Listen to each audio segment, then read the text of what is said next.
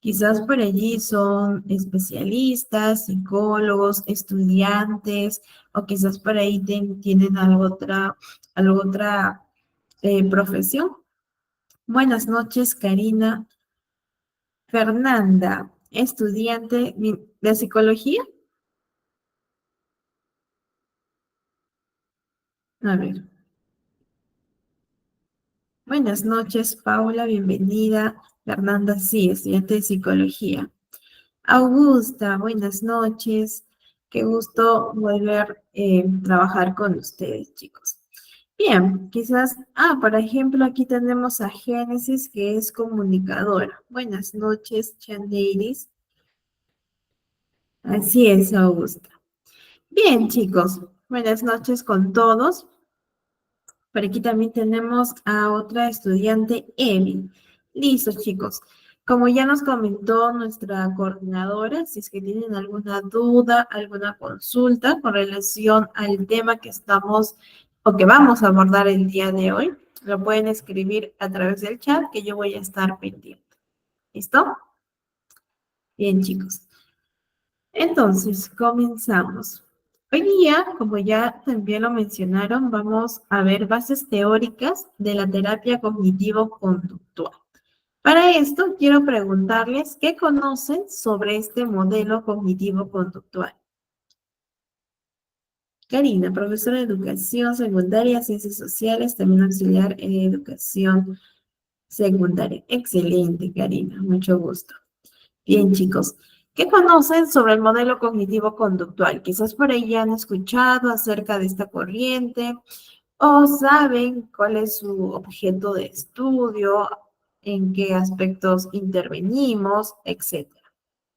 ¿Qué conocen acerca de la TCC, ¿no? Terapia cognitivo-conductual. A ver, Mercedes. Dicen que es el modelo con más evidencia y más efectivo. Sí, hay muchas, ¿no? Infinidades de investigaciones que han demostrado la efectividad de la TCC. Kiran, te Hola, ¿qué tal, escuchamos. Mariana? Muy buenas noches. Bueno, lo que yo entiendo por TCC, usualmente se emplea lo que son terapias focalizadas de corto plazo con objetivos planteados desde la primera sesión. Ayuda mayormente, me parece que en lo que es la modificación de pensamientos, como su nombre lo dice, cognitivo, conductual, pensamientos, sentimientos, comportamientos negativos, entre otros. Excelente, Kiran, así es. Así es, Kiran. A ver, por aquí tenemos EVI, pensamiento y conducta. Evidentemente, abordamos pensamiento y conducta, técnicas conductuales también. Está relacionado con modificar la conducta también. Trabaja con el pensamiento, emociones y conductas, Selina. Excelente. Karina, te escuchamos. Buenas noches. También sería aquí nos habla sobre el modelo cognitivo-conductual, básicamente en la conducta, en este caso, en los pensamientos, las emociones de los alumnos, ¿no? Que a veces se dejan llevar por las emociones en ese momento de ira, de cólera, de angustia, de ansiedad. Entonces, un poco que, más que todo, se basaría este modelo, ¿no? En la conducta de los pensamientos y emociones de los estudiantes o en sí de todos nosotros, ¿no? Gracias. Excelente, Karina. Muchas gracias por tu aporte. Sí, ¿no? Vamos a ver cómo la TCC nos dice que los pensamientos, las emociones y las conductas están relacionadas, ¿sí? Es decir, se superponen, ¿bien?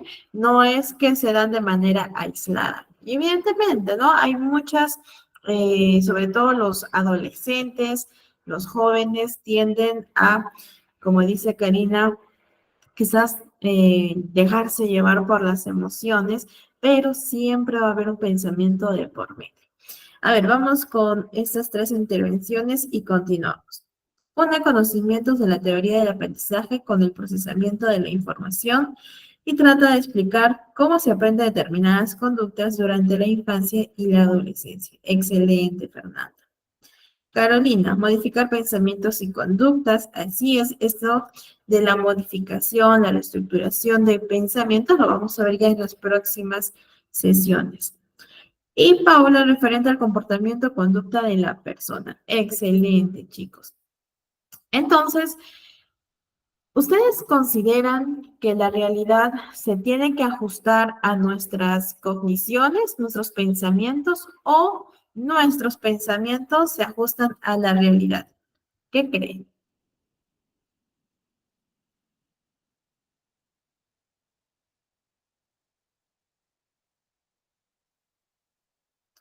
La realidad se tiene que ajustar. A ver, Génesis. Nuestros pensamientos se ajustan a la realidad. Nos comenta Génesis. Así es. Bien, ¿podemos cambiar, chicos, los eventos que nos han sucedido? Augusta, de la misma forma, Senina también, y Karim también nos comenta que nuestros pensamientos deben ajustarse a la realidad. De la misma forma, Selene. Carolina, que las personas tienen creencias inconscientes y desde esa perspectiva interpretan la realidad. Así es, Paula, ¿no? No podemos cambiar los eventos que nos han sucedido. Es imposible, ¿cierto? Son experiencias por las cuales hemos afrontado, hemos atravesado y por ahí también hemos crecido personalmente. Entonces, no podemos cambiar los eventos que nos han sucedido previamente. A ver, vamos a hacer una pequeña dinámica muy cortita. Para esto les voy a pedir que escuchen el siguiente video, ¿sí? Con mucha atención. A ver.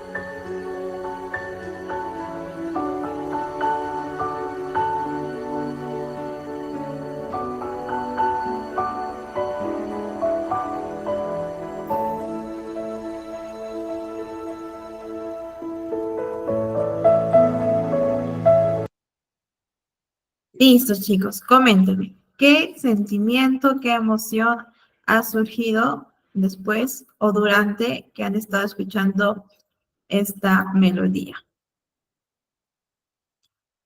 Tranquilidad, esperanza, nos dice Génesis, nostalgia, paz, cariño, tranquilidad, paz, tristeza, Brit, tranquilidad, y Evi también nos comenta tranquilidad. Fabiola me hizo pensar, quizás por ahí algunos recuerdos, ¿no? Quizás de nuestra niñez o de algunas otras experiencias. Oh, Carolina, tristeza y nostalgia. Así es, ¿no? Es decir, ¿a qué quiero llegar con esta pequeña dinámica, chicos? Es de que la realidad es objetiva, ¿cierto? Es decir, todos los que estamos aquí presentes, que estamos prestando atención, ¿cierto? Hemos escuchado el sonido, la melodía. Y la melodía es algo objetivo porque está allí, ¿cierto? No la podemos cambiar porque ya es algo predeterminado. Sin embargo, la forma en cómo nosotros hemos interpretado es lo que nos causa una emoción o varias emociones, ¿cierto? Entonces, no podemos cambiar la realidad, en este caso no podemos cambiar lo que ha sucedido previamente hace unos minutos, pero sí podemos cambiar la forma en cómo nosotros interpretamos. Entonces, podríamos decir que ante una misma situación, todos, Gilmer, Carolina, Carlos, Helen, Karim, Karina, vamos a pensar de la misma forma y vamos a sentir el mismo sentimiento.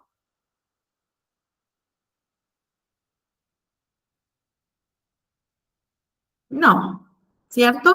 ¿De qué puede depender? ¿De qué factores podría depender la forma de nuestros pensamientos, los sentimientos y por ahí también las conductas? Ever, parece canción de cuna, nos comenta. Así es, todos somos diferentes, nuestro sistema de creencias son distintas, nuestras emociones también. Puede ser que, por ejemplo, ¿no? Karina sienta una emoción de la tristeza y yo también, pero el nivel, la intensidad va a ser distinta. Los pensamientos también van a ser diferentes. Así es, Augusta. Excelente, Fabiola, Evi, ¿no? Experiencias, vivencias, va a depender nuestra forma de pensar, de sentir. Así es, Marta, no son las vivencias de cada uno. Entonces, vamos a ver que la TCC, chicos, es un ámbito de intervención en salud que trabaja con las respuestas físicas, trabajamos con las respuestas emocionales, cognitivas y conductuales, como bien ya lo dijo Kiran y Karina, ¿no? Nosotros abordamos emociones, abordamos pensamientos y conductas que en un inicio tienden a ser desadaptativas, para que después, durante todo el proceso de intervención, estas se conviertan a conductas o pensamientos funcionales, adaptativos y alternativos. ¿Listo? Sin embargo, estas conductas desadaptativas o pensamientos desadaptativos tienden a ser aprendidos desde que somos muy pequeños. Bien, desde que somos pequeños y conscientes de lo que mi papá, mi mamá dijo que yo era, ¿no? Si mi papá me dijo, Mariana, eres una persona desordenada, entonces yo voy a adoptar este pensamiento como algo propio, no pasó por un filtraje previo, porque mi papá me dijo que soy desordenada. Entonces yo voy a crear ello como si fuera verdad. ¿Listo? Entonces, todas estas respuestas desadaptativas se han practicado a lo largo del tiempo, que se han convertido ya como si fueran estos hábitos de nuestro repertorio del pensamiento y del comportamiento de cada uno de nosotros. Bien, entonces la TCC, chicos, es un modelo de tratamiento que utilizamos para diferentes trastornos mentales y que trabaja ayudando a los pacientes a que puedan cambiar pensamientos, de esta forma emociones y conductas, o con un objetivo de tener conductas, pensamientos funcionales. ¿Listo?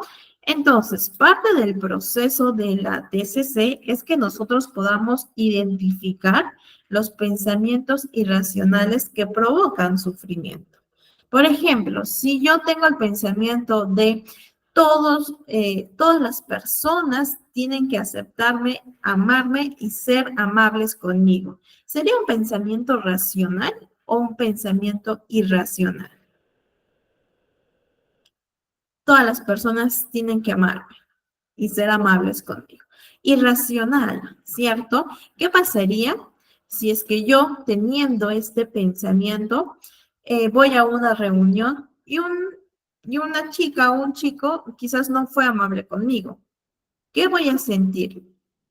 ¿Qué voy a pensar?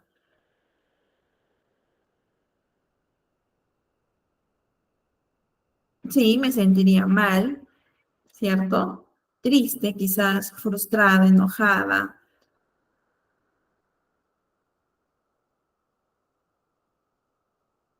incómoda, pensaría que es desconsiderado, ¿cierto? Excluida, triste, excelente. Así es, Paulina. Bien, porque yo tengo este pensamiento irracional que me va a provocar sufrimiento, ¿cierto? Entonces, muchos de los pacientes que acuden a la consulta presentan este tipo de pensamientos irracionales o distorsiones cognitivas. ¿Listo? Entonces, a través de un trabajo de autoanálisis, porque evidentemente nosotros como especialistas no tenemos este poder de entrar a la mente de los pacientes y poder modificar los pensamientos, eliminar aquellos pensamientos irracionales, ¿cierto? Es algo imposible. Sin embargo, vamos a promover, guiar, supervisar, motivar al paciente para que él o ella pueda realizar este autoanálisis y a raíz de dicho autoanálisis trabajar con las herramientas que les brindamos durante las sesiones de intervención. ¿Listo? Entonces, el propósito por el cual nosotros realizamos esta terapia cognitiva conductual es reducir el malestar emocional, proporcionando recursos que ayuden a la autoeficacia del paciente. ¿Por qué? En muchas ocasiones ha pasado que los pacientes pueden crear una dependencia al psicólogo o a la psicóloga, ¿cierto? Sí, evidentemente vamos a hacer de soporte emocional en muchos casos, pero también invitamos y tratamos de desarrollar en los pacientes esta autoeficacia a través de las herramientas que ya le hemos proporcionado, ¿cierto? Buscando la autonomía para que cuando el paciente esté de alta, y pueda afrontar cualquier otra situación similar a las anteriores, ya pueda ser autónomo y tenga las herramientas suficientes para poder resolverlo, para poder afrontar y superar la situación. ¿Listo? Es lo que buscamos. Sin embargo, también hay ocasiones en las que los pacientes regresan y, pues, evidentemente, los atendemos, ¿cierto? Bien. La TCC, chicos, cuenta con técnicas y programas específicas para diferentes problemas y trastornos. Y como ahí también ustedes lo mencionaron, tiene un tiempo limitado, ¿cierto? Es estructurada, bien, es estructurada y tiene objetivos previamente vistos. ¿Listos? Bien, vamos a ver algunas características de la TCC. Como ya les estaba comentando, tiene un tiempo límite en comparación de otras psicoterapias a largo plazo. ¿Bien? Se realiza un análisis funcional de las conductas desadaptativas, ¿no? Especialmente de estas creencias irracionales, de los esquemas disfuncionales, de las conductas que están quizás reforzando el trastorno o las conductas desadaptativas. Bien, entonces vamos a aprender a realizar un análisis funcional de las variables que mantienen el trastorno como tal. En este caso, también la evaluación en la terapia cognitivo-conductual va dirigida a poder especificar claramente las conductas problemáticas, ya sea por exceso o por defecto, ¿sí? Es importante que nosotros identifiquemos cuáles son las conductas problemáticas que tiene mi paciente. ¿Listo? Y las variables, es decir, los antecedentes, ¿qué pasó antes para que mi paciente manifieste esta conducta problemática? ¿Sí? Y las consecuentes, ¿qué pasó después? Que esta consecuente refuerza la conducta problemática que ha presentado mi paciente. Esto lo vamos a ver poco a poco durante las próximas sesiones, pero sí es fundamental en la TCC realizar el análisis funcional. ¿Bien? ¿Qué más? Los esquemas, las creencias, las ideas y todo el sistema de creencias que todos tenemos median la disfunción emocional y conductual. Lo que yo pienso va a generar una emoción y esto desemboca en una conducta, que lo vamos a ver en las próximas diapositivas. Se emplean estrategias conductuales, como por ahí lo mencionó Génesis, y también estrategias cognitivas, ¿sí? A través del debate, a través de la reestructuración cognitiva, que nosotros vamos a ir reforzando, ¿no? O invitando al paciente a que pueda llegar a un pensamiento alternativo. La reestructuración y la reparación de creencias, de esquemas, ideas, pueden reestructurar las emociones y la conducta. Y vamos a ver cómo es que estas se relacionan entre sí. ¿Listo? Y la psicoterapia es una colaboración entre el terapeuta, ¿sí? El psicólogo, el psicoterapeuta y el paciente. ¿Por qué creen, chicos, que la psicoterapia es una colaboración entre ambos?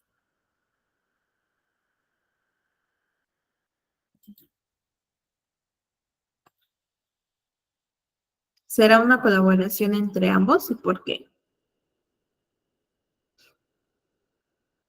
Paulina, van de la mano en 50-50, nos comenta.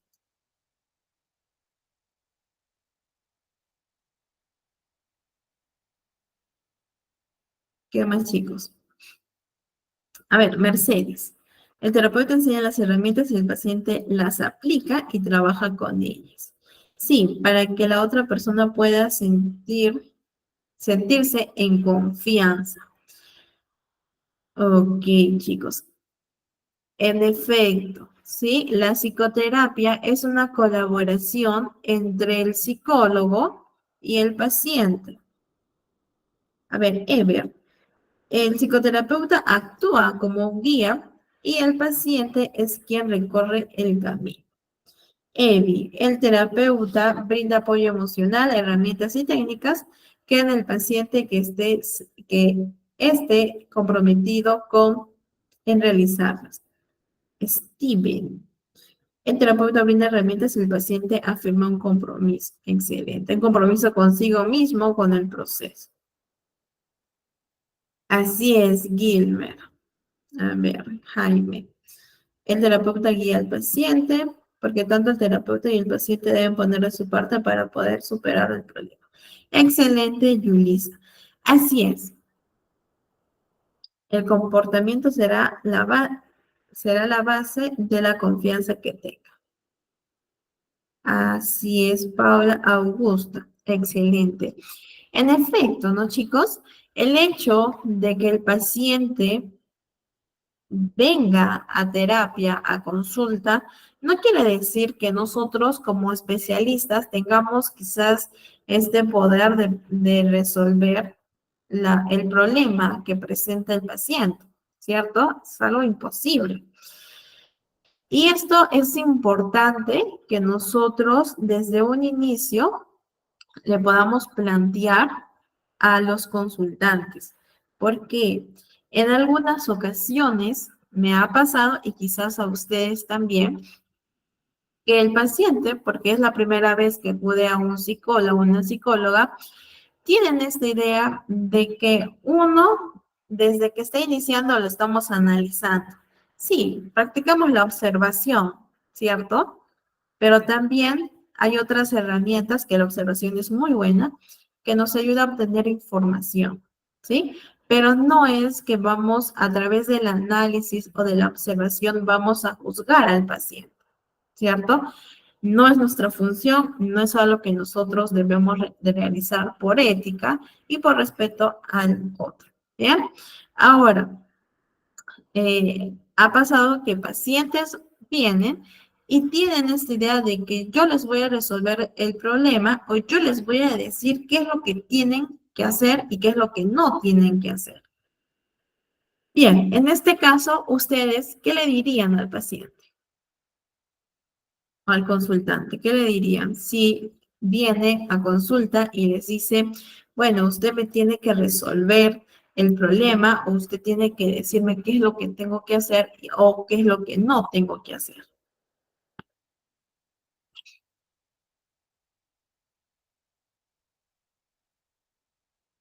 ¿Qué le dirían a su consultante?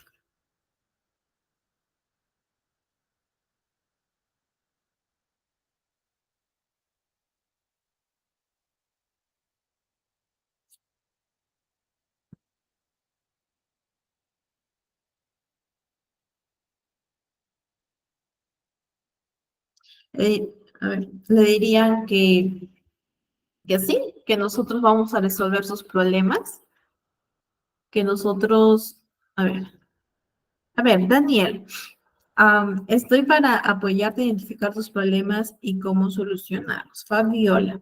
Pero también el paciente tiene que poner de su parte para poder avanzar, no solo depende del terapeuta.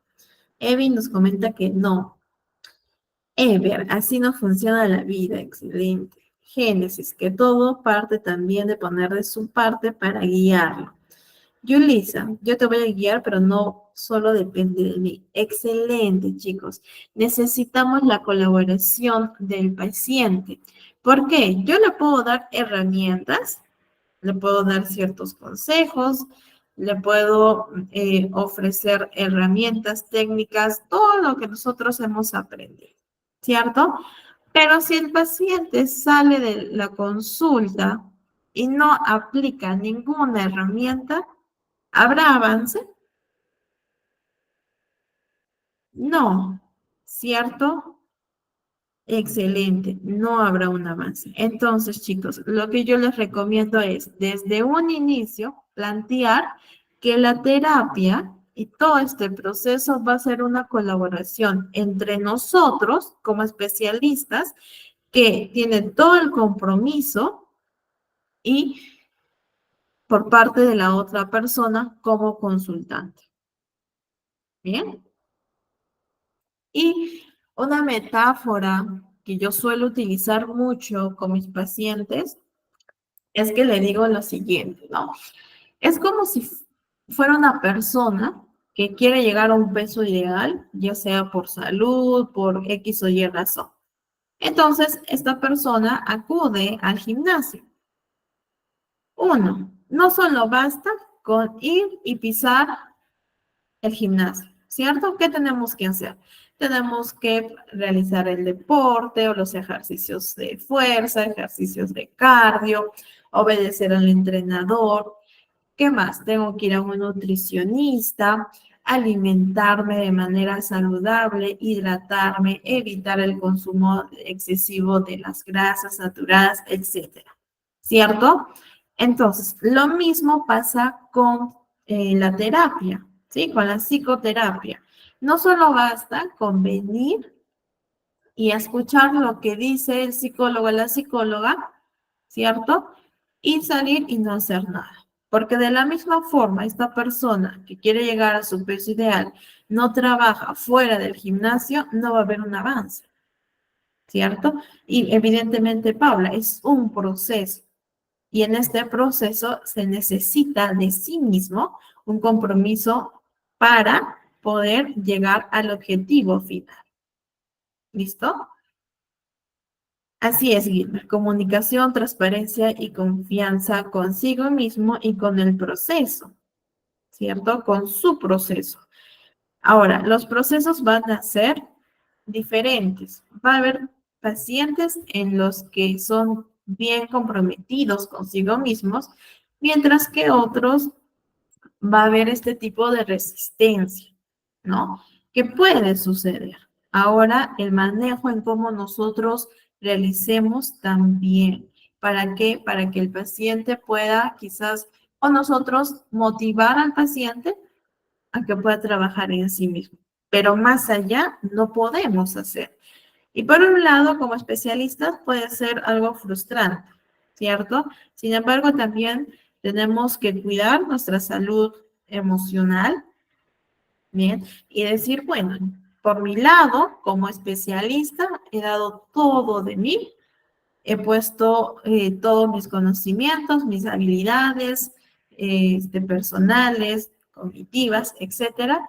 Y bueno, es algo que ya parte de la otra persona. Así es. Cuando vuelven a recaer, suelen nuevamente asistir a consulta. Bien, chicos, entonces, vamos a ver que la TCC nos comenta que la situación es objetiva, ¿cierto? Por ejemplo, todos hemos escuchado el audio. Es un audio objetivo que está en YouTube y que cualquier persona que entre lo puede visualizar, lo puede escuchar. ¿Sí? Entonces, la situación objetiva no es lo que realmente nos afecta, sino es el pensamiento o la interpretación que yo realizo ante dicho suceso. ¿Qué es lo que yo pienso? ¿Cómo es que yo interpreto esta situación? Y este pensamiento va a generar una emoción. Por ejemplo, algunos de ustedes han escrito que sentían tranquilidad, paz, tristeza, angustia, esperanza, etcétera. ¿Sí? Surge una emoción del pensamiento que yo previamente he construido. Y ambos desembocan en conductas ya sean adaptativas o desadaptativas. ¿Listo? Entonces podemos ver el poder que tiene nuestro pensamiento como tal, ¿cierto? Si yo trabajo en mi pensamiento según la TCC, bien, entonces voy a poder reestructurar mis emociones y por lo tanto mis conductas. Vamos a ver un ejemplo para poder comprenderlo mejor. ¿Listo? A ver, la situación. Un paciente X camina por la calle tras un día de trabajo e inesperadamente se cruza con un conocido que no lo saluda y parece ignorar. Bien, vamos a ver dos tipos de casos, el pensamiento perjudicial y el pensamiento favorable. Pensamiento perjudicial. ¿Cómo me ha ignorado? Seguro que no le caigo bien, se cree mejor que yo, se cree superior. Bien, pensamientos negativos, pensamientos que no son adaptativos. Sentimiento o emoción. En este caso, siente tristeza y rechazo. Reacción física. Hace referencia a estas sensaciones que tiene nuestro organismo. Bien, en este caso, nudo en el estómago, agitación, sudoración, temblor, etc. Conducta. Me voy procurando que no me vea e ignoro a esta persona. Conducta evitativa, ¿cierto? Conducta evitativa. Ahora vamos a ver un pensamiento favorable. ¿Listo? A ver, ok. Un pensamiento favorable. Parecía atareado, de repente no me vio. ¿Sí? Sentimiento. Cierta incertidumbre, ¿no? Preguntándose quizás, bueno, ¿qué habrá pasado? Reacción física, ninguna. Se siente bien, íntegramente normal. Y conducta, en este caso, se acerca y saluda a esta persona y le da el paso. Una conducta adaptativa, ¿cierto? Que afronta la situación y no evita. Entonces, podemos ver cómo los pensamientos van a generar las emociones, evidentemente la reacción física y la conducta como tal. ¿Listo? Vamos a hacer un ejemplo. Para esto les voy a estar, por favor, solicitando su apoyo a través del chat. A ver, la situación.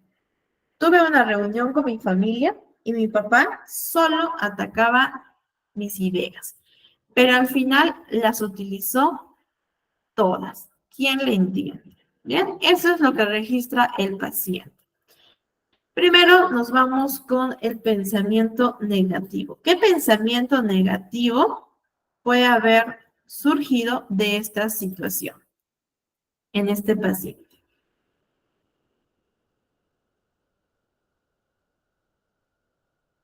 A ver, Paulina, me debe de odiar. Soy una mala hija, ¿ok? Mi papá solo ataca todas mis ideas. No le agradan mis ideas.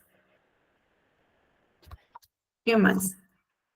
Es un hipócrita, nos dice Daniela. Mi padre no me quiere, no me tiene aprecio, no me quiere, no me tiene confianza, trata de minimizarme. Mi papá solo ataca mis ideas. Siempre me rechaza, muy bien. Quizás mis ideas no son importantes.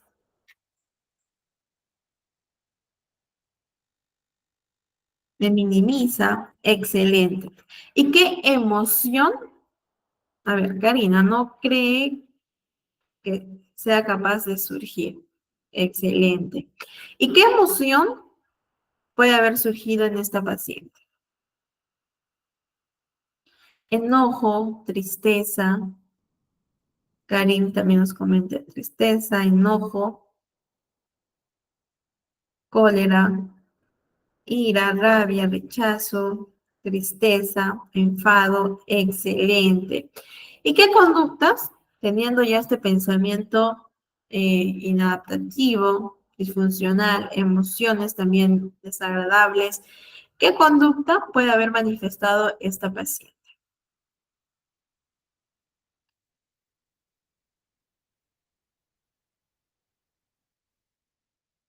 Dejar de hablarle. Excelente, Paulina, ¿no? Me voy de ese lugar y le respondo de mal forma, ¿cierto?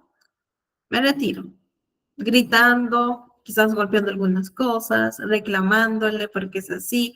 Excelente, Daniela. Ahora vamos a ver el pensamiento positivo de la misma situación. ¿Qué pensamientos funcionales puede haber surgido en mi paciente en este caso? Aquí se queda sentada en silencio, se va de la reunión. Muy bien, chicos. Karina reclamándole y me retiro. Excelente, la conducta desadaptativa, ¿no? Ahora nos vamos con el pensamiento funcional, pensamiento favorable, alternativo.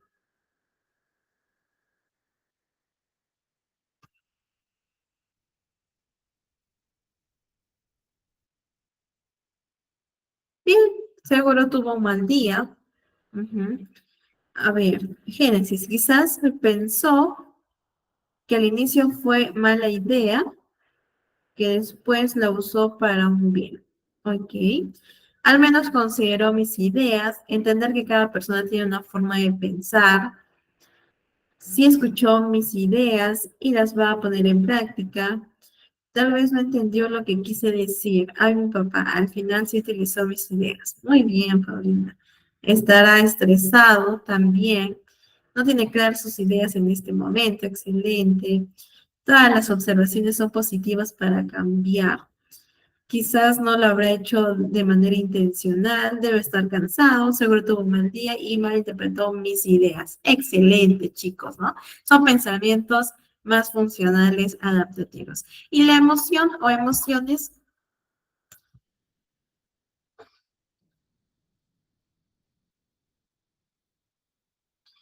alegría, nos comenta Gilmer. A ver,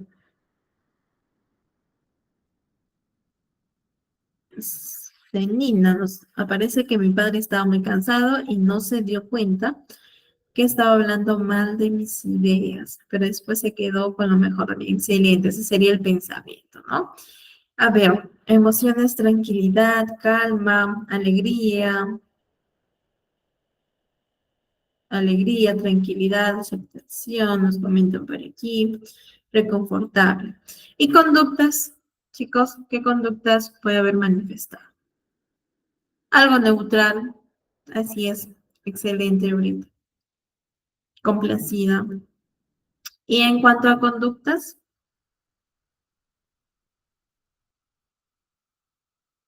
se queda en la reunión. Muy bien, Nancy.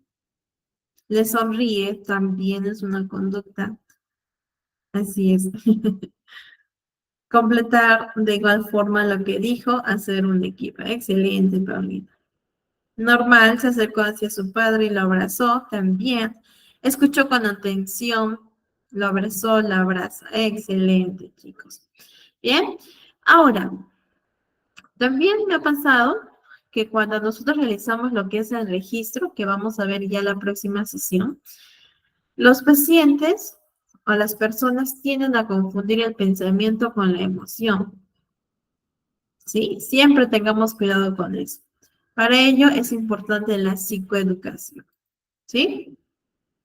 Bien, chicos, por otro lado, vamos a ver qué es la personalidad. ¿Qué conocen acerca de la personalidad?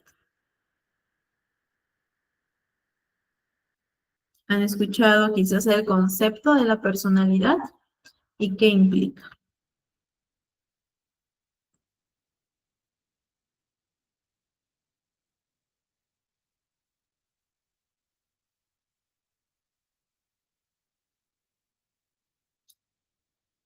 A ver, Fabiola, es la forma de ser de cada uno. Angie, rasgos que te definen y te diferencian de los demás. Génesis, demostrar cómo es uno mismo, como tu sello personal. Paulina, forma de ser de una persona por medio de sus costumbres, tradiciones, estilo de vida. Conjuntos de comportamientos, ser uno mismo, ser auténtico, patrones de una conducta. A ver, Brit. Conjuntos de características de comportamientos de cada persona. Es un constructo psicológico el conjunto de las características de una persona, las cuales determinan su manera de actuar en diferentes situaciones. Excelente, chicos. La manera de actuar, conjunto de carácter, pensamiento y conducta. Rasgos característicos que tiene la persona, desarrolla en el tiempo desde pequeño. Excelente, chicos. Uy, a ver. Así es. La personalidad es un patrón incorporado que muestra claramente nuestros rasgos cognitivos, como lo han mencionado, afectivos en cuanto a las emociones y conductuales, todo nuestro repertorio conductual. Manifiestos que persisten a lo largo, ¿sí?, de un tiempo, ¿sí?, de periodos de tiempo. Entonces, la personalidad se compone del temperamento y el carácter, ¿cierto? ¿Qué es el temperamento, chicos?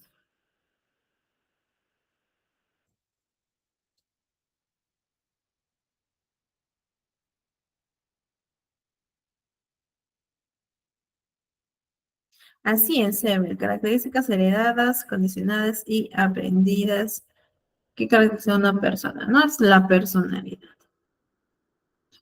Pero en este caso, ¿qué sería el temperamento? Que es un componente de la personalidad.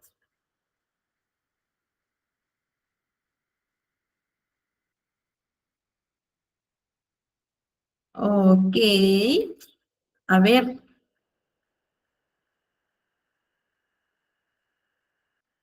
ok, chicos. El temperamento no es una emoción, no es la capacidad de mantener la calma, ¿ya? Es lo que yo heredo, la genética, ¿sí? Lo que yo heredo de mis el carácter de una persona. Ok, vamos a diferenciar. Carácter y temperamento es distinto, ¿sí? El temperamento es lo que yo heredo, la genética, ¿sí? Es decir, por ejemplo, si mi papá y mi mamá tienen rasgos ansiosos, probablemente yo también tenga rasgos ansiosos, ¿sí? Si mi mamá, mi papá son tímidos, quizás yo también voy a ser tímida en cuanto al temperamento, ¿sí? Es algo que yo heredo. Mientras que el carácter es lo que yo voy a ir formando a través de mis experiencias, desde que soy pequeña hasta mi edad actual. Esas experiencias con mi familia, con mis amigos, con mi educación, etcétera, ¿bien? Va a formar mi carácter. Entonces, si es que yo soy tímida, ¿sí? Porque mis papás, quizás la mayoría de mis familias tienen este tipo de rasgo de la timidez, con el carácter yo puedo compensar. Entonces, ¿qué hago? Quizás me inscribo a clown, quizás por allí realizo exposiciones, realizo cualquier otras conductas que me permiten compensar mi temperamento, ¿sí? Entonces, la personalidad está compuesta por el temperamento, que es genético, lo que yo heredo, y el carácter. El carácter es cómo yo voy a ir afrontando las situaciones, que el carácter puede compensar el temperamento. ¿Listo? Ok, listo. Entonces, el temperamento y el carácter es totalmente distinto, ¿sí?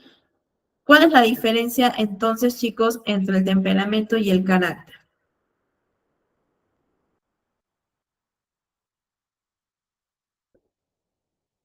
Carolina, te escuchamos.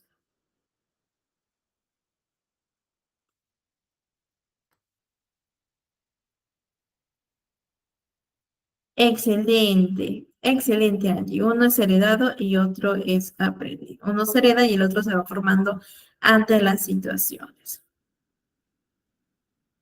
En base a las... Excelente, chicos. Bien, entonces ambos componen la personalidad, este patrón que todos tenemos. ¿Listo? Bien, ahora vamos a ver una personalidad saludable versus una personalidad no saludable. Listo, Carolina, quizás no le he podido leer por la cantidad de mensajes, pero lo bueno es que ya lo tenemos bien comprendido. Excelente, Nancy Celi. Bien, entonces, una personalidad saludable es aquella persona que tiene la capacidad para poder relacionarse con su entorno de una manera flexible, adaptativa, ¿sí? Bien, todos tenemos diferentes formas de pensar, ¿cierto? Pero una persona o una personalidad saludable está abierta a poder escuchar la opinión de otra persona, quizás no la acepta, pero la escucha y la comprende, pero no la acepta. Está bien no aceptar, ¿cierto? Porque cada uno tiene su sistema de creencias. Tienden a ser flexibles con la relación que mantienen con todo su entorno. ¿Bien? No es como una persona cerrada, que si es que yo digo que sí, tiene que ser sí, porque yo tengo mis razones y no voy a dar mi brazo a torcer. ¿Listo? Que es totalmente lo contrario. Por otro lado, una personalidad saludable es cuando esta persona tiene percepciones, características sobre sí mismo y sobre su entorno que tienden a ser constructivas. Por ejemplo, ¿qué se dice una persona cuando se equivoca? ¿Sí? Con una personalidad quizás saludable, tiende a decirse a sí mismo, es un error no me define, yo puedo aprender de este error. Y esto me va a ayudar a crecer y me da la oportunidad de poder aprender algo nuevo. ¿Cierto? Tiene esta percepción sobre sí mismo. Yo puedo, yo soy capaz, sé que me puedo equivocar y esto no me va a limitar. ¿Listo? Bien. Por ejemplo, ¿no? Lo que les decía Paulina, la percepción sobre uno mismo. Yo me considero una persona inteligente, me considero una persona que puedo aprender nuevas cosas, que un error no me va a definir, que un error al contrario me da la oportunidad de poder crecer, de poder aprender algo nuevo. ¿Listo? Es la percepción que yo tengo de mí misma. Mientras que la personalidad no saludable tiene percepciones sobre sí misma, pero autocríticas, demandantes. Por ejemplo, si yo me equivoco, Mariana, qué tonta, qué inútil, no sirves para nada, siempre te equivocas, no vas a hacer nada bien, etc. Es totalmente distinto, ¿cierto? Ambas personalidades, no saludable y la saludable. Por otro lado, la personalidad saludable manifiesta patrones de conductas adaptativas, ¿sí? Como bien lo habíamos dicho. Por ejemplo, si una persona X o un paciente tiene ansiedad a hablar, ¿sí? En una exposición, en una reunión donde hay una expectativa en la que él converse, etcétera, va a tener una personalidad saludable en cuanto a conducta cuando afronte la situación. Entonces, por más que yo tenga miedo, ansiedad de por medio, voy a afrontar la situación para poder generar una conducta adaptativa. Ya no evito, porque el evitar va a reforzar que yo no vaya a ninguna exposición, no acuda a ninguna reunión, etc. ¿Listo? Entonces es totalmente distinto. Bien, chicos. La personalidad no saludable afronta responsabilidades, ¿sí? Pero siendo inflexibles. Manifiestan conductas desadaptativas, evitativas. Por ejemplo, Si es que yo recuerdo cuando terminé con mi pareja, comienzo a pensar de mí misma que no soy suficiente, que no soy bonita, que no soy una persona para que funciona para una pareja, etc. Entonces, voy a realizar una conducta. Por ejemplo, consumo de alcohol. ¿Sí? Consumo alcohol siendo una conducta desadaptativa porque a través de este consumo yo quiero apaciguar o minimizar mis emociones, ¿cierto? Entonces es algo que no es funcional y que no le ayuda para nada a nuestros consultantes. Listo. Por otro lado, la TCC nos comenta que hay tipos de comportamientos humanos, ¿bien? En este caso tenemos según la expresión. Abiertas, que son comportamientos que son observables, como correr, fumar, saltar, comer, etc. Y encubiertas, que son comportamientos que no se ven de manera directa, ¿no? Tales como las creencias, los pensamientos y sentimientos. Según su funcionalidad. Son funcionales cuando estos son beneficiosos y se ajustan al sentido común, ¿sí? Y disfuncionales cuando van en contra del sentido común y pueden ser perjudicial para los demás, ¿sí?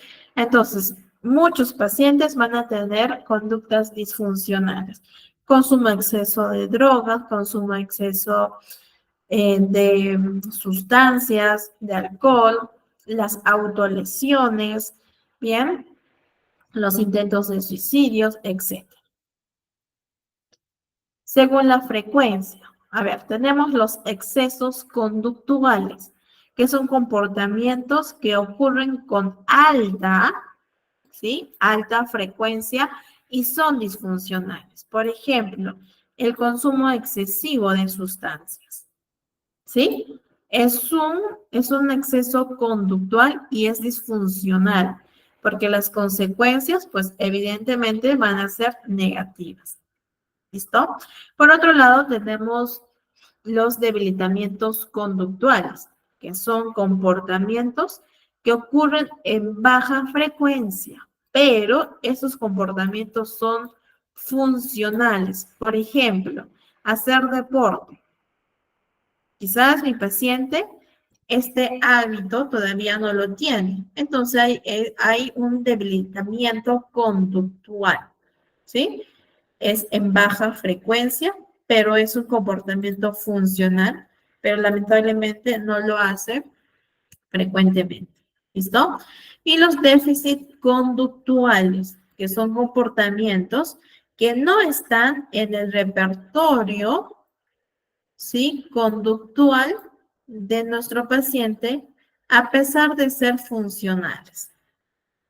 ¿Sí? No está dentro de sus hábitos conductuales de mi paciente.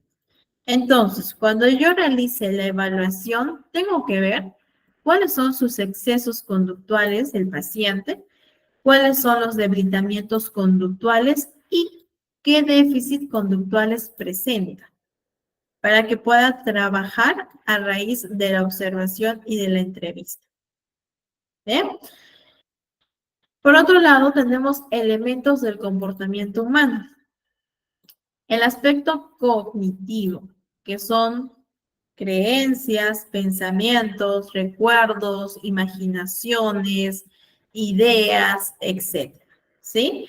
Cuando yo realice el proceso de evaluación, chicos, yo voy a tener que abordar cuáles son los pensamientos de mi paciente.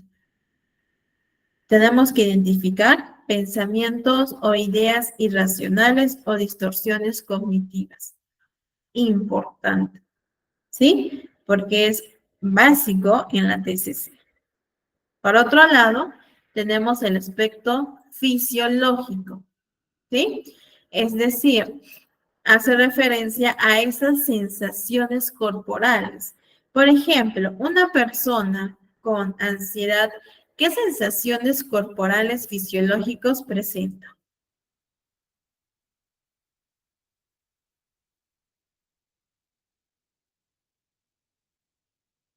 sudoración, así es, Génesis, sudoración en las manos, no está quieto,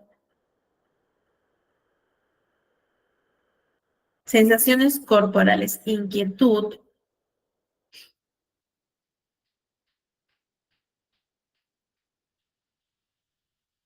en su cuerpo, ¿qué experimenta en su cuerpo? Excelente, falta de respiración, muy bien, el corazón late muy rápido, mareos, tiembla, dolor de pecho, así es, ¿no? En el ojo, como tic, mareo, dolor de estómago, debilidad, nudo en la garganta, quizás tensión muscular, sudoración. Bien, entonces, el paciente tiene que ser psicoeducado también en el aspecto fisiológico. Bien, eso ya lo vamos a ver en las próximas sesiones. ¿Listo? A ver, perfecto. Vamos ahora con el aspecto motor. Bien, estos son las acciones, las conductas. ¿Qué es lo que hace mi paciente ante esta situación? Y el aspecto afectivo, que hace referencia a los sentimientos y las emociones. ¿Qué siente mi consultante ante esta situación con este pensamiento? ¿Listo? Entonces, Mariana, es importante que en el proceso de evaluación yo pueda indagar en estos 4 aspectos, sí. E incluso vamos a tener que brindarle al paciente un registro, ¿sí? Para que éste lo realice durante una semana y poder ver su aspecto cognitivo, motor y afectivo. El fisiológico, yo le pregunto, ¿qué sentiste en tu cuerpo en ese momento? Bien. Ahora, por otro lado, chicos, también es importante la operacionalización. ¿Por qué? Porque muchos pacientes van a decir, yo tengo ansiedad, yo tengo depresión. Por ejemplo, yo tuve un paciente hace poco que me dijo, Mariana, yo sufro de ataques de pánico. Bien, yo tenía la opción de decir, bueno, mi paciente sufre de ataques de pánico, cosa que no es ético, ¿cierto? Yo tengo que preguntar, ¿me podrías explicar cómo es tu ataque de pánico? Y cuando me comenzó a decir sus síntomas, no era un ataque de pánico, pero él, bien, pues evidentemente no estudia psicología, coloquialmente lo llamaba como ataque de pánico. Es un ataque de pánico. Pero cuando yo indagué y pude conocer sus síntomas, no cumplían los criterios para decir si efectivamente es un ataque de pánico. Entonces, nosotros tenemos que realizar la operacionalización. Por ejemplo, mi paciente me dice, yo tengo depresión. Yo no puedo, chicos, ojo, decir, paciente tiene depresión y dar incluso un diagnóstico como tal. No, porque estaríamos cometiendo un grave error. Excelente, Génesis, ¿no? Preguntar, observar, realizar todo este proceso de evaluación. Y en la operacionalización le decimos, a ver, tú me comentas que tienes depresión, ¿cierto? Quisiera que me explicaras cómo es tu depresión. Y el paciente dice, bueno, lo que pasa es que en esos momentos me siento aturdida, como si el mundo se me viniera encima. Parece que estuviera en un túnel oscuro y largo del cual no puedo salir. Todos los días me siento desanimada. ¿Bien? En esos momentos pienso que la vida no tiene sentido y que no hay por qué seguir luchando, sintiendo mucho desgano que termina en una gran tristeza. ¿Listo? Ahora, ¿qué más puedo preguntar? ¿Cómo es esta depresión? ¿O cómo afecta esta depresión que tú me comentas con tu relación amorosa con tu pareja, con tu esposo, con tus hijos, con tu trabajo, con tus amigos, contigo misma, etcétera. ¿Qué estoy realizando? La operacionalización. Tenemos que identificar la respuesta del paciente que esté mejor operacionalizada, ¿sí? No nos podemos quedar solo con la respuesta general que manifiestan los consultantes. Tengo depresión, tengo ansiedad. Sino que es sumamente importante, chicos, que nos puedan explicar, que sean los más específicos de cómo es su depresión en cada área de su vida.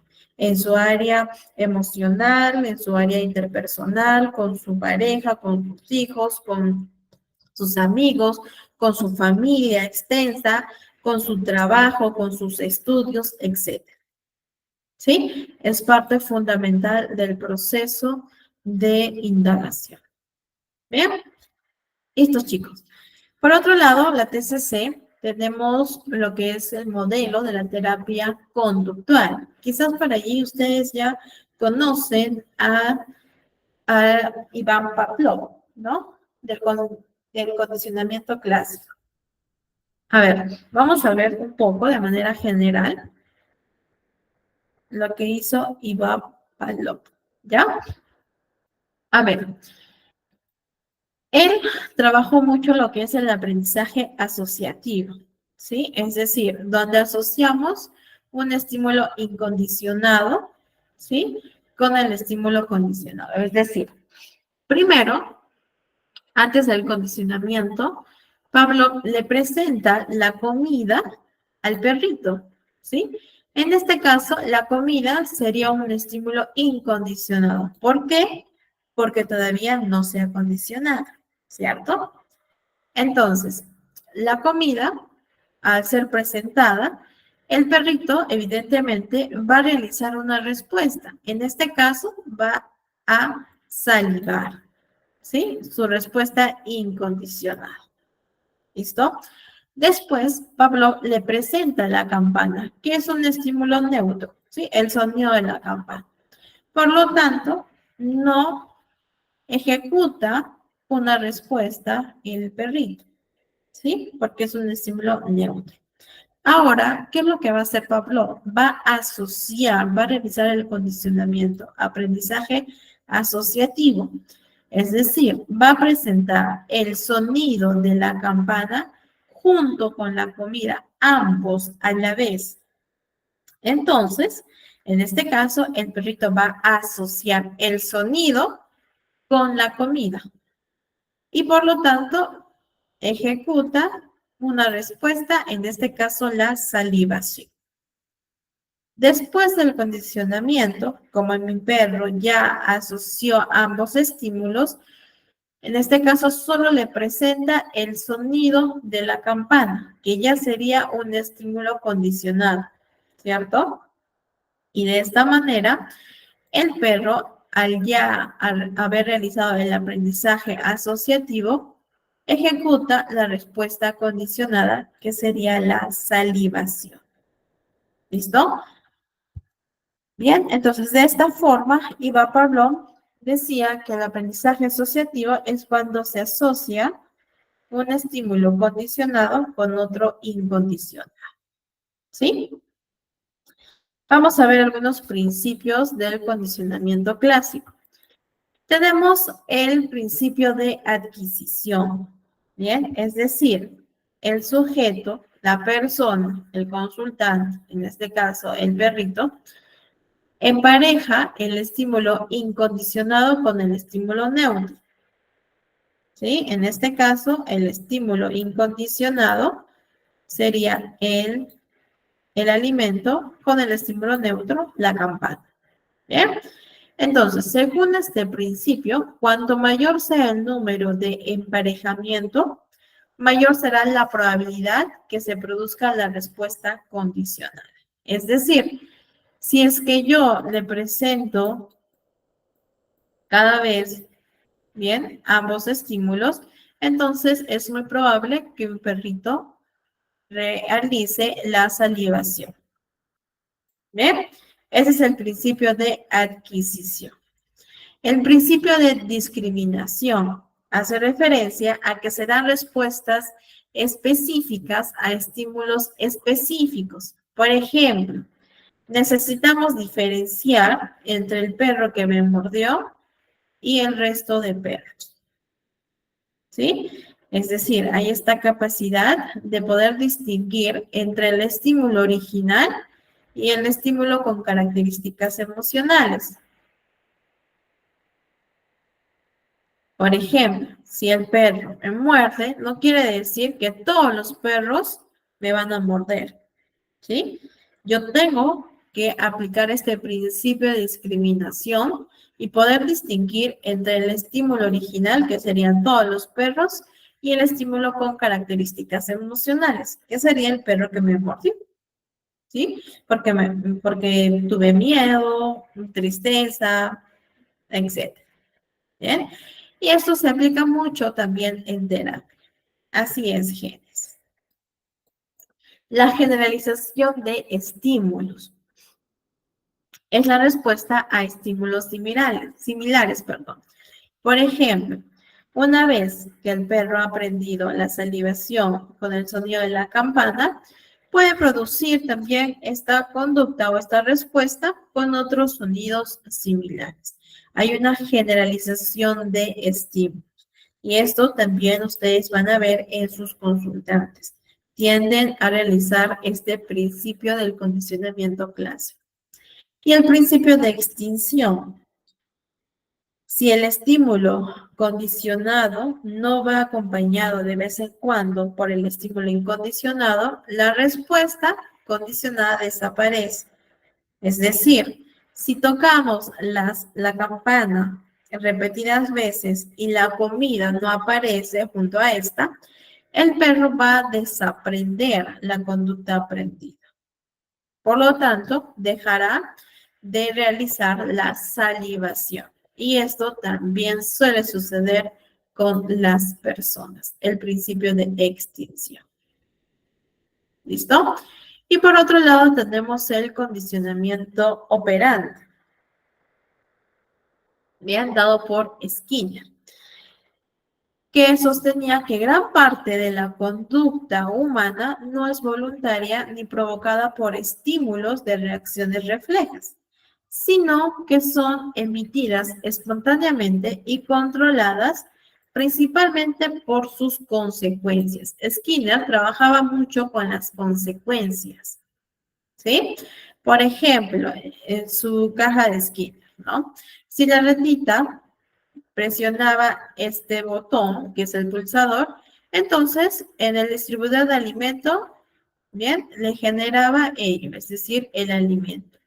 ¿Qué aprendió? Que si yo aprieto esto, pues evidentemente voy a tener una consecuencia que me va a dar alimento.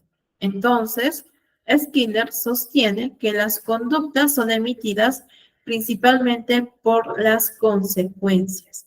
Y de esta forma tenemos los principios del condicionamiento operante, que ustedes van a ver que se utilizan mucho con niños, con adolescentes, con adultos, con todas las poblaciones. Tenemos el primer principio, que es el principio del reforzamiento. ¿Bien? ¿Qué es el reforzamiento? Es el incremento de la frecuencia de una conducta o de una respuesta. ¿Listo? Entonces, tenemos reforzamiento positivo y reforzamiento negativo. Vamos a ver la diferencia entre ambos. Reforzamiento positivo es cuando yo le presento a mi paciente, a mi consultante, un estímulo inmediatamente después de haber realizado una conducta a la cual yo quiero incrementar.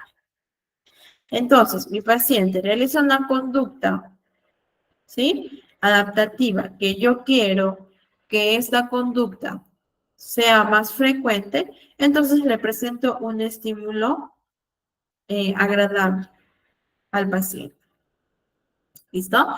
Y esto pasa mucho con los niños, ¿no? Por ejemplo, en las fichas, ¿sí? Cuando trabajamos la economía de fichas, cuando a los adolescentes, cuando le damos dinero, ¿no? O cuando le damos ciertas actividades que a ellos les gustan, ante una conducta que queremos aumentar. ¿Bien? Y el reforzamiento negativo, que es el incremento en la frecuencia de una respuesta por medio de la eliminación de un evento aversivo. Es decir, yo voy a incrementar la frecuencia de una conducta eliminando un evento o un estímulo desagradable. ¿Sí? Con la finalidad, pues evidentemente, de incrementar la conducta adaptativa. Vamos a ver algunos ejemplos y tipos de reforzadores positivos. Tenemos los reforzadores sociales, que son los elogios, la aprobación, las expresiones verbales y no verbales. Ahora, siempre tengamos cuidado con este tipo de reforzadores sociales. ¿Por qué? Porque, ¿qué pasa si mi paciente se acostumbra a tener los elogios y la aprobación de otras personas? En algún momento sabemos que no todos nos van a elogiar, a pesar de que nuestra conducta sea adaptativa, sea funcional, ¿cierto? Vamos a crear una dependencia a estos reforzadores sociales. Entonces, es importante que enseñemos a los pacientes a autorreforzarse. Yo como Mariana me autorrefuerzo y me digo a mí misma, lo hiciste bien, estoy orgullosa de ti. Porque a pesar de todo, tus miedos, a pesar quizás de tus pensamientos limitantes, creencias irracionales, etcétera, lo hiciste. Bien, me estoy auto reforzando con elogio, con aprobación, quizás con mis expresiones no verbales y verbales.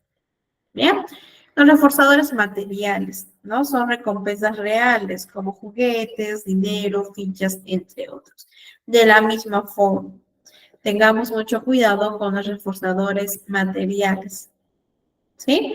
¿Por qué? Va a pasar que el paciente, en este caso los adolescentes, los jóvenes, realicen la actividad solo porque quieren ganar algo material, ¿no? Una recompensa real.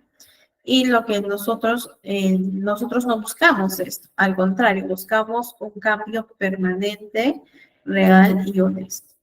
Los reforzadores primarios, que es como la bebida, la comida, que satisfacen las necesidades básicas, y reforzadores de actividad, ¿no? En este caso le podemos decir a los consultantes, a los adolescentes, etcétera, que realicen actividades preferidas, ya sea de manera individual o social, ¿no? Como por ejemplo salir con amigos, ir al cine solo, nadar, leer, etcétera.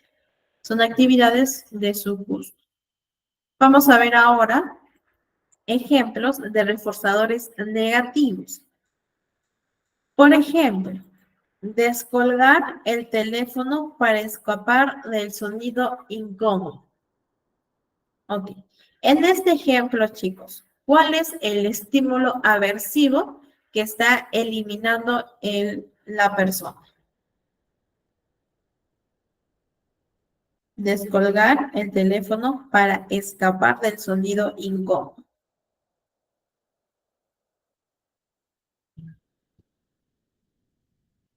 ¿Cuál es el estímulo aversivo que está eliminando la persona?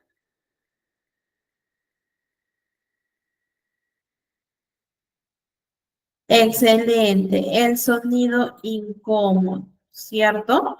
Y esta conducta se va a incrementar, es decir, mi paciente cuando escuche el sonido incómodo va a descolgar el teléfono, ¿sí? Entonces, recordemos que el reforzador negativo es cuando nosotros eliminamos un estímulo aversivo e incrementa la conducta. Bien, a ver, niño que recoge algo que ha tirado para poner fin la llamada de atención del padre. En este caso, ¿cuál sería? A ver, ok. ¿Cuál sería el estímulo adversivo del niño. Excelente, chicos. Vamos con el tercer punto. A ver, paciente con anorexia que ingiere el número suficiente de calorías durante un tiempo determinado, de modo que gana peso y puede salir del hospital. ¿Cuál sería el estímulo adversivo que está eliminado?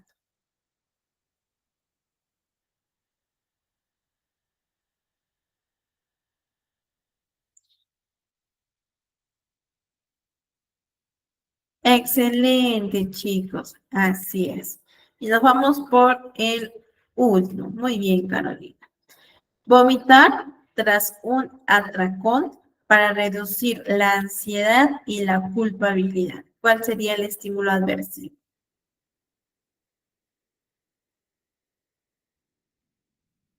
Muy bien, Augusto.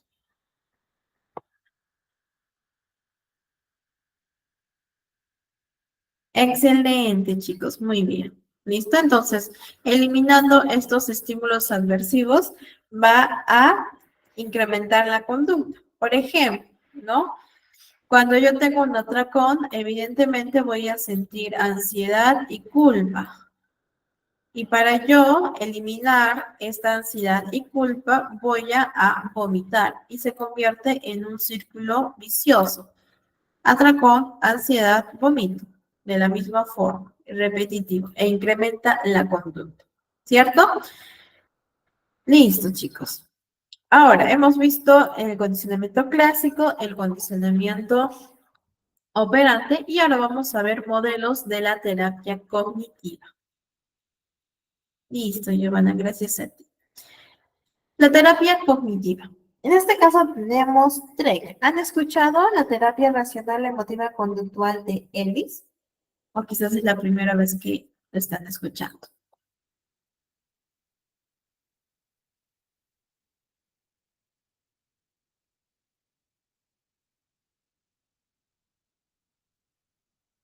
Sí, cree en este Génesis. Angie es la primera vez, Augusta primera vez. Excelente, chicos. Nunca nos dice Daniel. Muy bien, Marjorie tampoco. Primera vez de Giovanna también.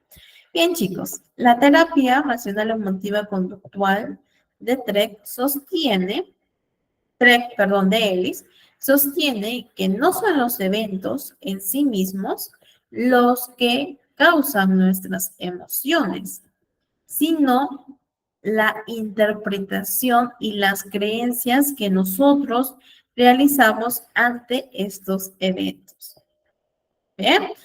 Es la interpretación y todo el sistema de creencias que yo tengo lo que va a causar mis emociones y por lo tanto desemboca en una o varias conductas. Bien, de esta forma sostiene que las cogniciones, es decir, nuestros pensamientos, nuestras emociones y nuestras conductas no se experimentan de manera aislada, sino que se superponen significativamente. Y ya lo hemos visto en las primeras diapositivas, ¿cierto? Lo que yo pienso, la forma en cómo yo interpreto, va a generar una emoción y esto pues va a desembocar en una conducta. No se experimenta de forma aislada. Bien, entonces, la TREC busca ayudar para que el paciente, el consultante, pueda pensar o tener pensamientos más racionales, más flexibles, adaptativos, funcionales. De esta forma, sentirse bien y actuar funcionalmente. ¿Sí? La TREC. Entonces, Albert Ellis estaba convencido que nuestra forma de pensar influye en las emociones y en nuestros comportamientos. Todos los seres humanos, todos, absolutamente todos, tenemos creencias y algunas de estas creencias pueden generar malestar emocional porque son desadaptativas. Y él hablaba de las creencias irracionales.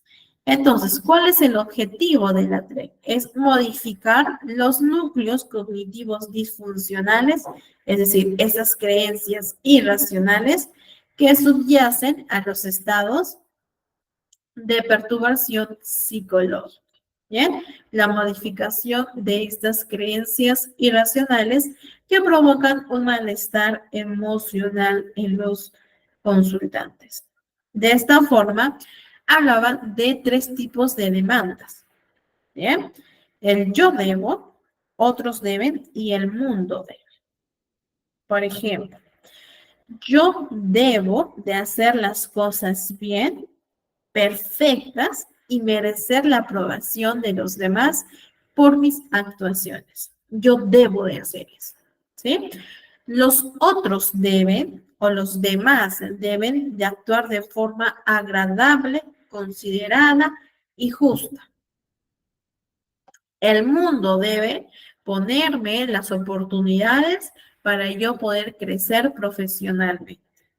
Son demandas que van a perjudicar a los consultantes, ¿sí? A las personas. Es totalmente distinto decir, yo debo de, yo quiero. Yo debo ser segura de mí misma para ser aceptada por los demás. Es una obligación que sí o sí me tengo que poner. Pero es totalmente distinto a decir, yo quiero ser segura de mí misma. ¿Sí? Entonces, estas demandas, según Ellis,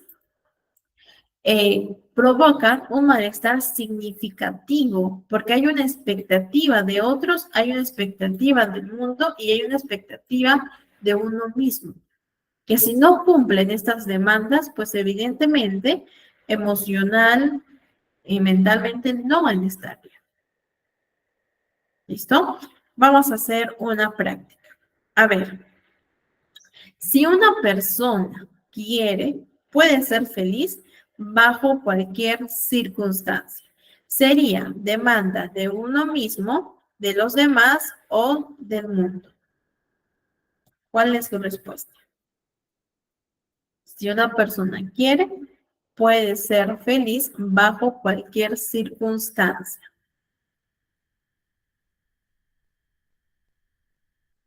Si una persona quiere, puede ser feliz bajo cualquier circunstancia.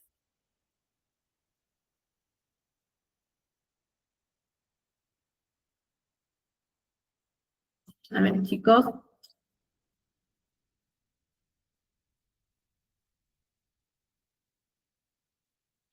Así es, Mario. Va a depender de uno mismo, ¿no? Pero aquí estamos abordando las demandas, ¿sí? Las demandas que tienden a ser perjudiciales para...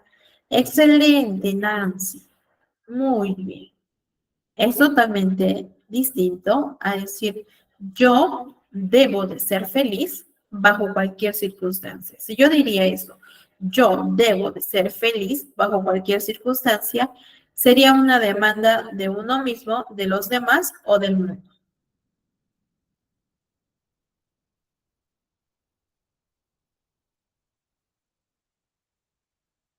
Cierto, nos comenta gente. Yo debo de ser feliz bajo cualquier circunstancia. Sería una demanda de excelente, Juan, de uno mismo.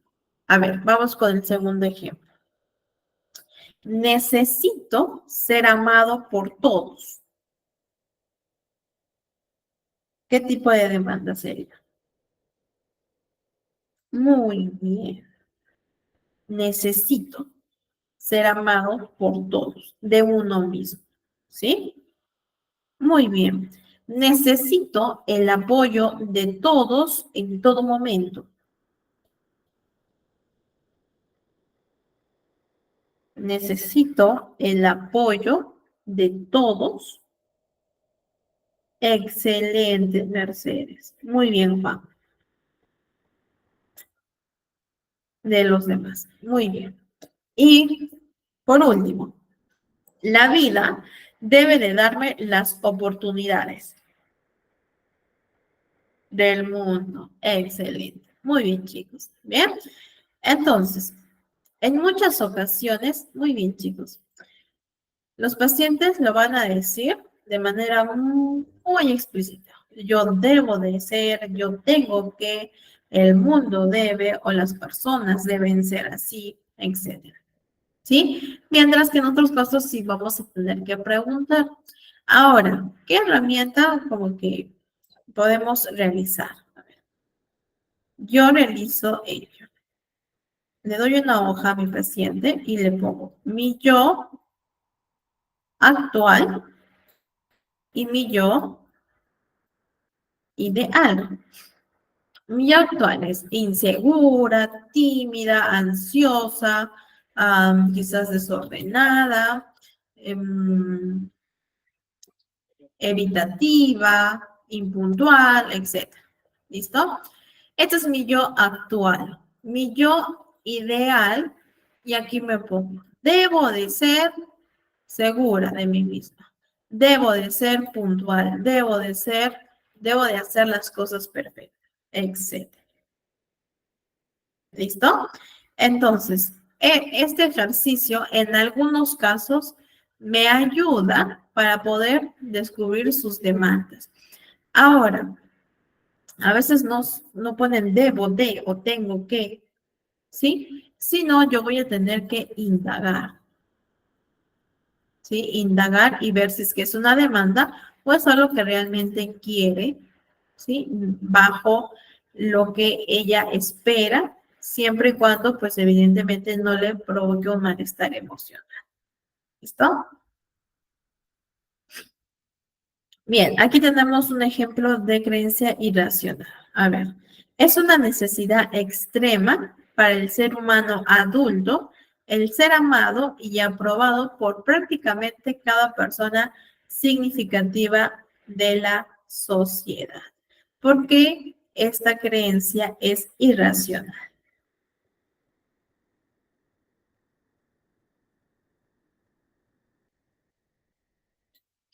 A ver, chicos, es una necesidad extrema para el ser humano adulto el ser amado y aprobado por prácticamente cada persona significativa de la sociedad.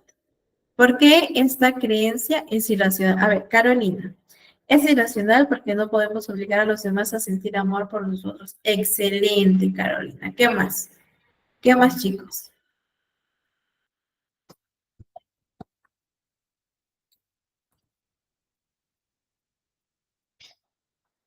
Porque depende del mundo y no de uno mismo. ¿Ok? Es imposible caerle bien a todo el mundo.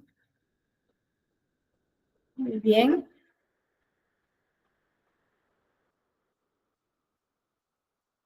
A ver, Angie, es irracional porque nosotras tenemos que aceptarnos. Muy bien. Porque no todos queremos bien a todo el mundo. Nos obliga un sentimiento. Excelente. Muy bien, chicos. Así es, Gilbert, no son monedas de oro, no es factible, la aprobación debe ser de uno y no de los demás. Giovanna, muy bien. Nancy, porque no todos tienen por qué caer bien a todos. Excelente. Muy bien, chicos. ¿Y qué alternativas racionales podríamos realizar en base a esta creencia? Alternativas racionales.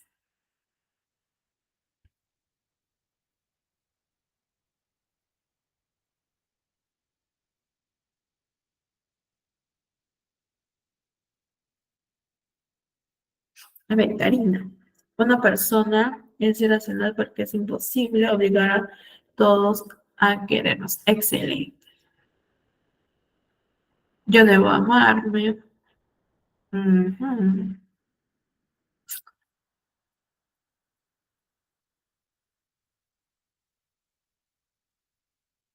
Tener seguridad y empatía. ¿Ok? Quizás también decirme a mí misma, bueno, Mariana, no vas a ser aceptada por todos y eso está bien. tú te aceptas a ti misma y sí, estás abierta a quizás una crítica constructiva basada en seguridad, en empatía y en respeto, ¿cierto? Es una creencia racional. Creer en uno mismo, creer en mi optimismo, tener amor propio. ¿Listo? Entonces, los pacientes, sí, y muchos debemos primero aceptarnos. Muy bien, Celia. Vamos a tener creencias irracionales o distorsiones cognitivas, ¿sí? Tenemos que invitar al paciente a que éste se pueda indagar por qué es irracional su pensamiento. Y a través del debate, a través de la reestructuración que vamos a ver en la próxima sesión, le invitamos a realizar alternativas racionales, ¿sí? Siempre vamos a tener que llegar a este punto, porque le estamos dando una creencia funcional, ¿bien? Que poco a poco va a estar dentro de todo su repertorio de sus creencias. ¿Listo? Bien, aquí tenemos el ABC, les voy a estar compartiendo un PDF, ¿sí? Como el que ven en pantalla, para que ustedes también lo tengan y lo puedan aplicar a sus consultantes. Aquí el paciente va a tener que registrar el evento, ¿sí? ¿Qué pasó? Por ejemplo, la profesora me dijo que mañana tengo un examen calificado. Ese es el evento. Pensamientos automáticos. ¿Qué pensaste en ese momento? Voy a desaprobar, mis papás se van a enojar, no voy a poder, no soy inteligente. ¿Sí? Pensamientos automáticos. Emociones. ¿Qué sentiste en ese momento?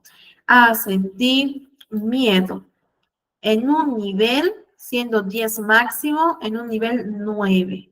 Sentí ansiedad en un nivel 9. Sentí angustia en un nivel 10. ¿Listo? Conductas. ¿Qué hiciste? ¿Bien? ¿Cuáles fueron tus conductas, tus acciones? Le dije a mi profesora que mañana no podía venir porque mi hermana estaba enferma y me tocaba cuidar. ¿Sí? Conducta evitativa, ¿cierto? Esta conducta evitativa va a reforzar sus pensamientos automáticos y se va a volver en un ciclo vicioso. Va a aparecer otro evento donde tenga una exposición, pensamientos automáticos los mismos, pensamientos irracionales, emociones desagradables de la misma intensidad y conducta evitativa. Este registro que ustedes ven en pantalla tenemos que brindarles a los pacientes para que nosotros podamos conocer, uno, cuáles son sus pensamientos automáticos, qué piensa en ese momento. ¿Cuáles son sus emociones predominantes ante estas experiencias? ¿Y qué estrategias conductuales tiene para poder afrontar esta situación? ¿Listo? Entonces, es importante, ¿sí?, que nosotros siempre brindemos este formato a los pacientes. ¿Listo? Bien, y por otro lado, tenemos la terapia cognitiva de Beck. Beck decía que las emociones y las conductas están influenciadas por su percepción de los eventos. ¿Listo? Entonces, no es la situación en sí y por sí misma la que determina lo que la persona siente, sino la forma en cómo interpretamos dicha situación. Bien, podemos ver que es un concepto que tanto Beck como Ellis compartían. Entonces, ¿qué nos decía Beck? Tenemos el evento que es neutro, objetivo, y nosotros realizamos el pensamiento automático. ¿Qué pensé en ese momento? Y la respuesta emocional, ¿qué sentí? Y la respuesta conductual, ¿qué hice? ¿Listo? Y en los pensamientos automáticos, chicos, nosotros tenemos que identificar qué distorsiones cognitivas tiene el paciente ¿Cuáles son sus creencias intermedias y cuáles son sus creencias nucleares? Vamos a ver cada una de estas. A ver, los pensamientos automáticos son creencias, palabras, expectativas, interpretaciones que nos pasan por nuestra mente y son más cercanos a la conciencia. Y responde a la pregunta ¿qué pensé en ese momento? ¿Listo? Las distorsiones cognitivas son percepciones distorsionadas, ¿sí? En el contenido del pensamiento.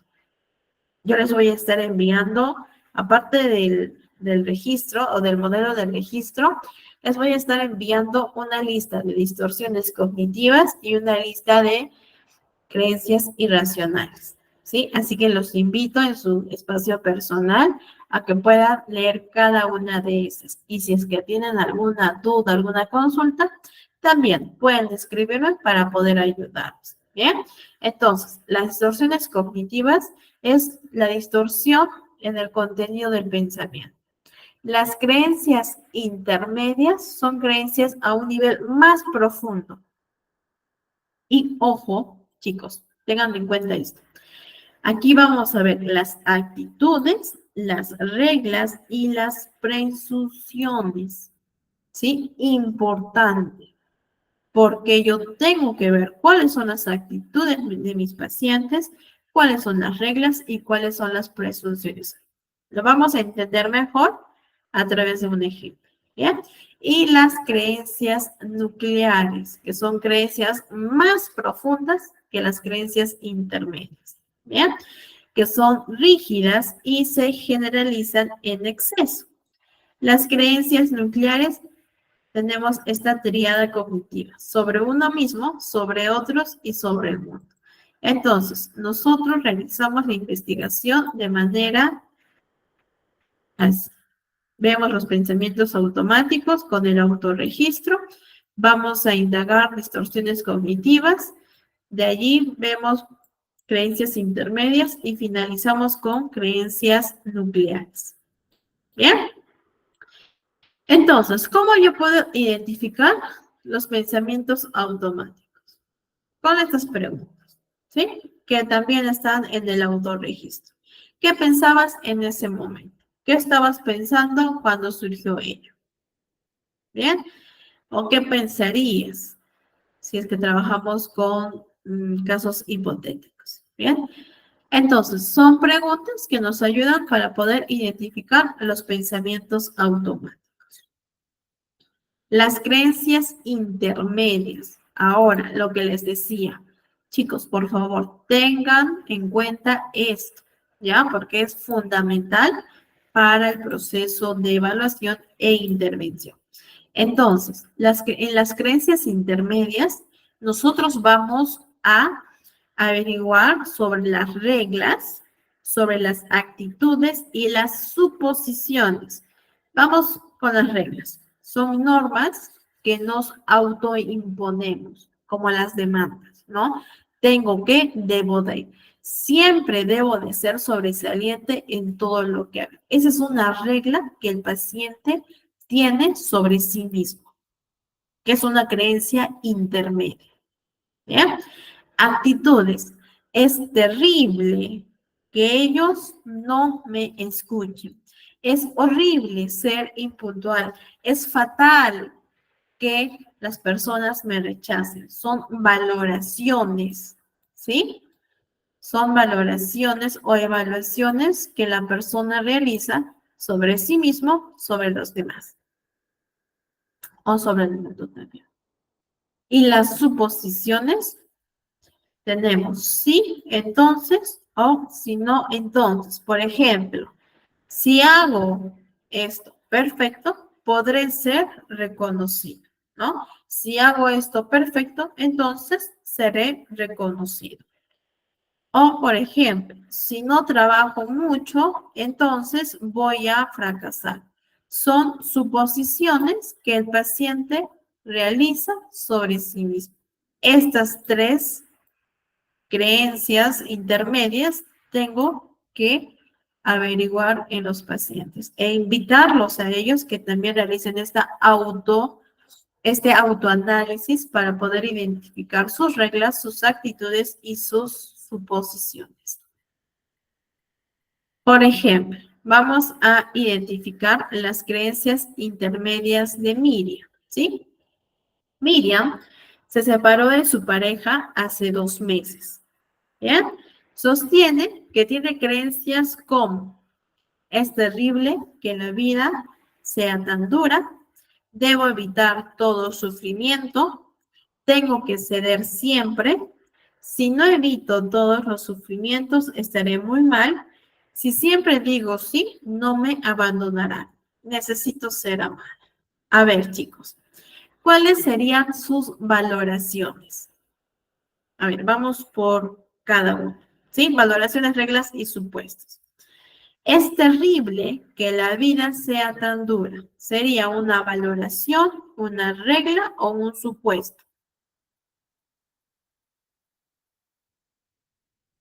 Es terrible que la vida sea tan dura. Valoración, excelente. Es terrible, estoy valorando, evaluando una situación. A ver, debo evitar todo sufrimiento. Debo evitar todo sufrimiento. Sería una regla. Excelente, chicos. Muy bien. A ver, vamos con el siguiente. Tengo que ceder siempre. Regla, muy bien. Tengo que ceder siempre. Vamos con el siguiente. Si no evito todos los sufrimientos, entonces estaré muy mal. Si no evito, muy bien, chicos. Un supuesto. Si siempre digo que sí, entonces no me abandonarán. Supuesto. Excelente. Y por último, necesito ser amada. Necesito. Excelente. Muy bien, Gilda. Necesito ser amada. Excelente, Carolina. Muy bien. Bien. Entonces, estas son las creencias intermedias. Y la creencia central son ideas más dominantes, más rígidas, generalizadas, sobre uno mismo, sobre los otros y sobre el mundo. ¿Sí? Por ejemplo, creencias positivas centrales: soy capaz, valgo la pena, soy un ser funcional, soy suficiente, puedo hacer bien las cosas, etc. Y creencias centrales negativas: soy inútil, soy un ser indeseable, no soy suficiente, soy vulnerable, soy débil, soy un fracaso, etc. ¿Listo? Son creencias centrales. Vamos a ver un ejemplo. Listo. A ver, paciente X registra su pensamiento automático. No soporto que mis amigas me critiquen. ¿Qué pregunta he tenido que realizar para poder hallar el pensamiento automático? ¿Qué pregunta he realizado al paciente para poder identificar el pensamiento automático? Es una pregunta básica.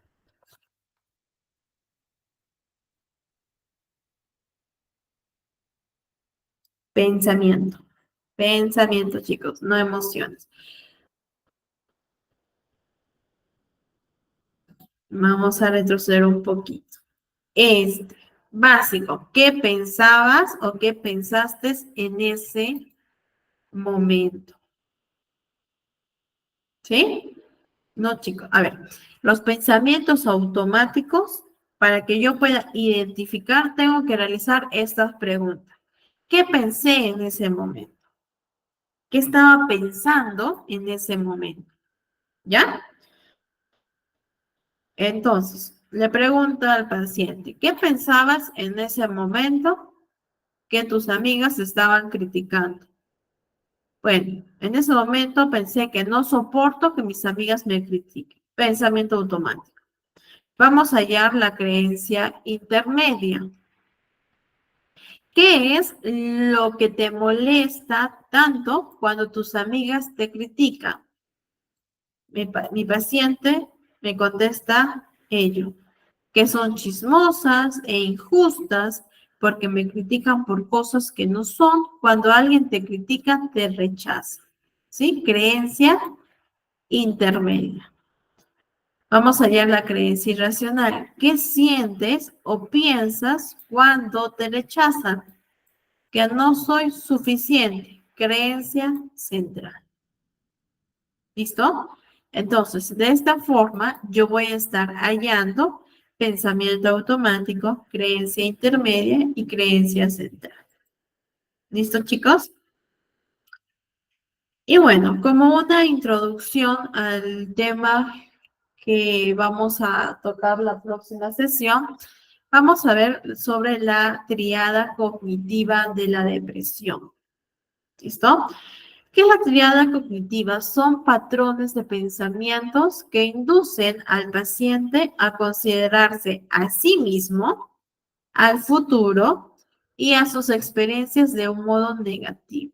Pues evidentemente este pensamiento va a generar emociones desagradables como la tristeza, la frustración, el enojo, desánimo, etc. De la misma forma, va a influenciar en su conducta, ¿cierto? Aislamiento social, abandono del cuidado de sí mismo, entre otros. Y en cuanto al aspecto fisiológico, ¿no? Que puede presentar alteraciones del sueño, la pérdida o el aumento de peso, la fatiga, etc.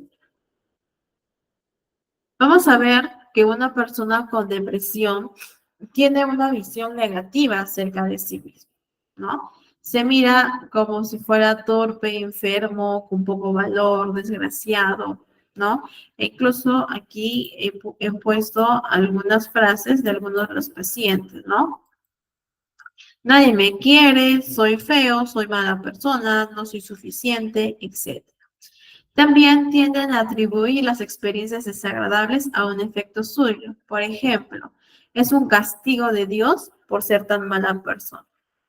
Que pasó un evento X negativo. Es un castigo de Dios por ser tan mala persona. O tengo tan mala suerte que esto solo me pasa a mí. Soy una tonta y me lo merezco. ¿Sí? Cree que a causa de sus defectos es inútil y carece de valor. Evidentemente tiene una visión muy negativa sobre sí mismo. También sobre las experiencias, ¿no? Por ejemplo, creen que la vida les pone ciertos obstáculos insalvables. ¿Bien? Por ejemplo, todos en el trabajo me odian. La vida es insoportable para mí. No puedo luchar con la vida. La vida me gana. ¿Listo? Interpreta también sus interacciones con el medio en términos de derrota, de frustración. Por ejemplo, un alumno que no sacó 20, ¿no? Que es la nota más alta en Perú, en su examen, pero sí aprobó con 15. Entonces, el alumno piensa, soy un tonto, soy un bruto, no puedo sacar 20 como mi compañero. ¿Sí? Derrota. ¿Bien? O mi novia me presta atención continuamente o está pensando en dejar. Y la visión negativa acerca del futuro. Anticipa que las dificultades o sufrimientos actuales continuará de manera indefinida y esto suele ser muy común. Nunca estará bien, siempre estaré mal, cada vez estoy peor o voy a tener que tomar nuevamente mi medicación y nunca voy a mejorar. ¿Listo? O por ejemplo, ¿no? Cuando tienen que realizar una tarea en un futuro cercano, tienen expectativas de fracaso. Si es que se presentan a una entrevista de trabajo, piensa me van a rechazar y me sentiré humillada. Por lo tanto, evito ir a dicha entrevista para evitar esta situación y las emociones desagradables. Bien, y bueno, los demás síntomas como la dependencia, el intento de suicidio o las ideas suicidias, pueden ser consecuencia de los patrones cognitivos. Bien, eso ya lo vamos a estar viendo de manera más detallada en las próximas sesiones. Aquí tienen la bibliografía, chicos, donde se obtuvo la información del día de hoy y donde ustedes también pueden obtener mayor información. Y con esto terminamos la primera sesión. No se desconecten todavía, que tenemos un comunicado de nuestra coordinadora. Muchísimas gracias, que tengan una bonita noche y ya nos